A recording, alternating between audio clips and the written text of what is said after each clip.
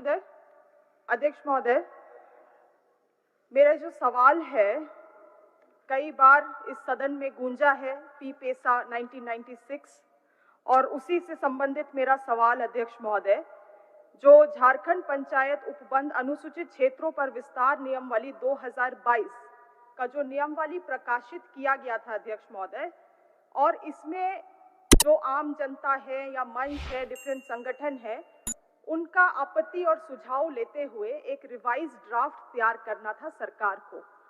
सरकार का जवाब आया है कि नियमावली का प्रारूप प्रकाशित है।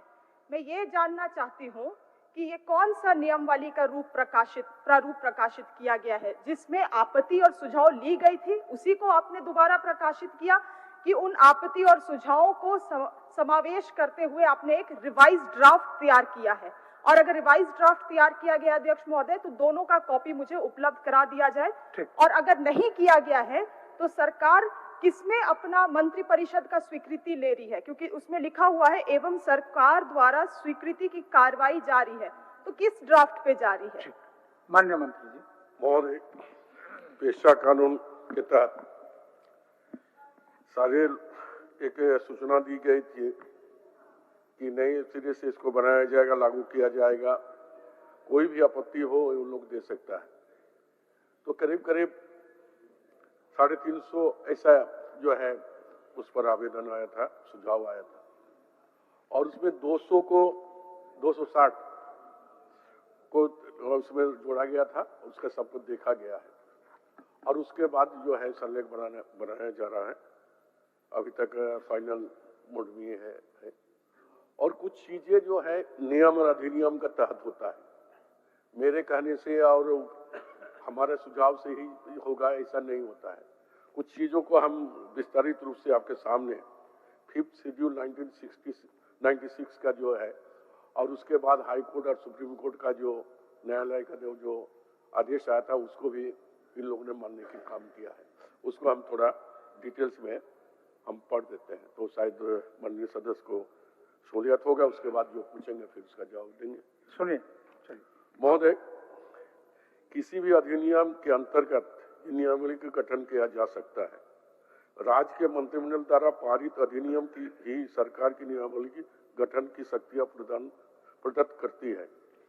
भारत सरकार का पैसा अधिनियम 1996 5G शेड्यूल राज्य की 5वीं अनुसूचित क्षेत्र के लिए अधिसूचना लागू करने की शक्ति देती है। पैसा शेष 8 राज्यों ने भी समान प्रक्रिया को पालन किया है। पहले अधिसूचना जारी की तथा उसके बाद अपने अधिनियम के तहत नियमावली जारी किया। पहले अधिनियम को स्वीकृत किया जाता, फिर नियमावली बनाया गया। तो जो एक्ट है सब कोई जानता है। JPRA 2001 के धारा 131 के अंतर्गत पेशा नियमावली बनाने की शक्ति दी गई है। माननीय सर्वोच्च न्यायालय एवं झारखंड उच्च न्यायालय द्वारा झारखंड पंचायती राज अधिनियम 2001 को 5वीं अनुसूचित क्षेत्र में विस्तारित करने के लिए संवैधानिक रूप से सही ठहराया गया है।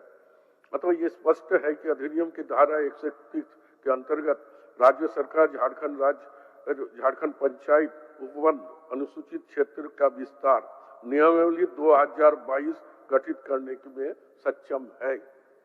पेशा 1996 की धारा 4B में 26वीं अनुसूची में अनुसरण करने को कहा गया। झारखंड अधिनियम तथा प्रस्तावित नियमावली में इसका अनुपालन किया गया है।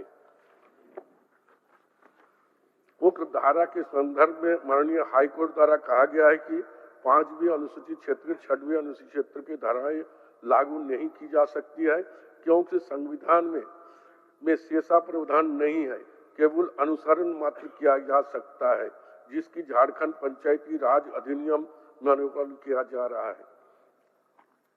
पेशा अधिनियम 1996 में कहा गया कि यदि अधिनियम लागू होने के पहले से किसी राज्य में पंचायती राज अधिनियम लागू थी, तो यदि उसकी कोई भी धारा पेशा 1996 का असंगत है, वो धारा 1 साल के भीतर स्वतः प्रभावी हो जाएगी। अतः सभी पेशा राज 1996 का नया अधिनियम बनाने के लिए काम कर रहे हैं। अध्यक्ष महोदय, मैं इस बात से सहमत हूं जिस बात को मंत्री जी ने कहा कि कानून के अनुकूल ही काम हो सकता है और प्रयास और हमारा लगन भी उसी तरफ ही है। अध्यक्ष महोदय, पहली बात यह है कि मैं ये मानती नहीं हूं कि ये जवाब मंत्री जी का है या सरकार का है। मैं मानती हूं कि ये जवाब अधिकारियों का है और सरकार किसी की भी रही हो, पी पेसा को लेके हमेशा अधिकारियों ने यहाँ के सदन को गुमराह किया है। अध्यक्ष महोदय, जो पी पेसा का कानून 1996 है उसमें साफ ये संसदीय कानून है और संसदीय कानून में छेड़छाड़ करने का प्रयास राज्य सरकार भी नहीं कर सकती है। तो जब संसदीय कानून है और इसमें साफ लिखा हुआ है कि अगर 1996 में अगर कानून का लागू होने के 1 साल उपरांत भी अगर कोई राज्य सरकार नियमावली नहीं बनाती है तो इन प्रोविजंस को, जो 25 प्रावधान दिए हैं, उनको स्वतः लागू माना जाएगा। दूसरी बात यह है अध्यक्ष महोदय, जो आज हम नियमावली का बात कर रहे हैं, जो यहाँ के अधिकारियों ने 2022 का नियमावली बनाया है, वो झारखंड पंचायती राज एक्ट 2001 के नियमावली के तहत बनाया है, के अधिनियम के तहत बनाया है। और हम बात कर रहे हैं अध्यक्ष महोदय, पूछना क्या चाहती है? पूछना हम यही चाहते हैं अध्यक्ष महोदय। पहली बात तो है, ये जो चर्चा है अगर ये 2 घंटा 1 दिन भी चले तो ये कम रहेगा समय। इसीलिए बहुत संक्षेप में मैं आपको यही बताना चाहती हूँ कि पूरे 8 राज्यों का मंत्री जी हमें हवाला दे रहे हैं।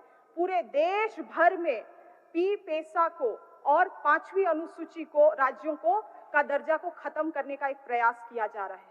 और अध्यक्ष महोदय, हमारा इच्छा है कि अगर आपको नियमावली बनाना है तो आप पी पेसा 1996 के तहत बनाएं, ना कि झारखंड पंचायती राज एक्ट, क्योंकि लोगों को लगता है कि पी पेसा और पंचायती राज एक है। नहीं, पर पी पेसा अनुसूचित इलाकों के लिए है अध्यक्ष महोदय और सामान्य क्षेत्रों के लिए पंचायती राज है। आप नियमावली बनाते हैं पंचायती राज के तहत, आप कहते हैं ये पी पेसा है। ये कैसे हो सकता है अध्यक्ष महोदय? आप पी पेसा 1996 के तहत नियमावली बनाइए, ना कि जेपीआरए एक्ट 2001 के तहत।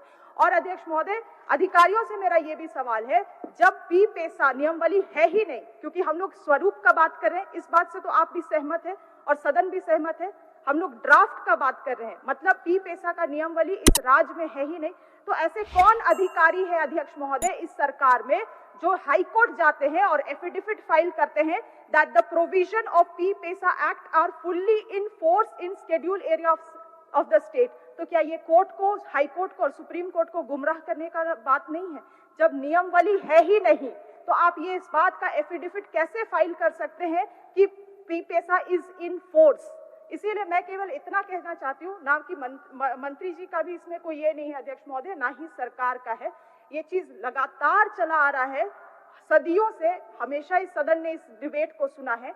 हमारा केवल मंत्री जी से यही गुहार रहेगा कि अगर पंचायती राज विभाग को इश्यूज हो रहे हैं नियमावली बनाने के लिए, तो क्योंकि ये अनुसूचित इलाका का बात है, जो कि खुद स्कोप ऑफ वर्क अनुसूचित जनजाति कल्याण विभाग के अंतर्गत आता है, दोनों विभाग का समन्वय करते हुए इस नियमावली का ड्राफ्टिंग किया जाए। और जितने भी आपत्ति और सुझाव है उन, और हमारी भी, क्योंकि टैक्स एडवाइजरी काउंसिल के सदस्य होने के कारण हमारा भी सुझाव सरकार को गया है, सभी चीजों को बैठ के अध्ययन करते हुए 1 साल के तहत या इस साल के तहत इस नियमावली को तैयार किया जाए।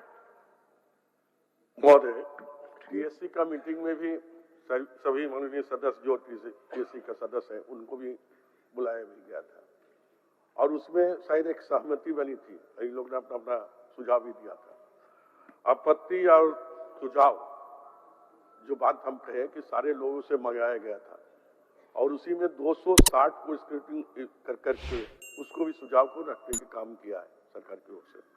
दूसरी बात है कि माननीय सदस्य का कहना है कि शेड्यूल और डिशेड्यूल इलाका के लिए अलग अलग नियम बना हुआ है। पी पेसा में शेड्यूल इलाका में 2001 पंचायती एक्ट के तहत नहीं हो सकता है। तो मैं इस चीज को भी दिखवा लेते हैं, ठीक, और इनका सुझाव भी हम लेने चाहेंगे। ठीक, जब वो कह रही है कि शेड्यूल और नॉन शेड्यूल का अलग होना चाहिए, तो पी पेसा शेड्यूल इलाका में लगेगा, तो उसका अधिनियम क्या है जो 2000 एक्ट जो झारखंड सरकार में जो पंचायती एक्ट बना है उसको हस्तक्षेप कर सकता है या नहीं कर सकता है? अगर नहीं कर सकता है तो उस पर टच नहीं किया जाएगा। ठीक, माननीय